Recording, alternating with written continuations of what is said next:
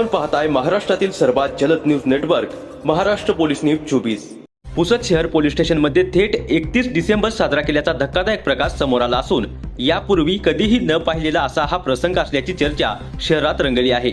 मिळालेल्या माहितीनुसार पुसद शहर पोलीस स्टेशन परिसरात पोलीस निरीक्षक सेवानंद वानखेडे व एसडीपीओ बीजे हर्षवर्धन यांच्या नेतृत्वाखाली 31 डिसेंबरचा जल्लोष करण्यात आला।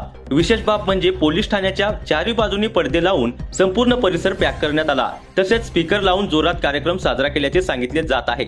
या संपूर्ण प्रकारादरम्यान कोणत्याही पत्रकारांना किंवा न्यूज चॅनलला फुटेज मिळू नये यासाठी चारही बाजूनी पडदे लावण्यात आल्याचा आरोप होत आहे। त्यामुळे या कार्यक्रमाला यवतमाळ जिल्हा पोलीस अधीक्षक एसपी यांची मान्यता होती का, असा थेट प्रश्न आता उपस्थित केला जात आहे। पोलीस ठाणे हे जनतेवरील अन्यायाविरोधात तक्रार नोंदवण्याचे ठिकाण असते, मात्र जर अशा शासकीय ठिकाणीच आनंद साजरा करण्याचा अड्डा तयार होत असेल तर इतर शासकीय कार्यालयांमध्ये काय सुरू असेल असा सवाल जनतेतून विचारला जात आहे।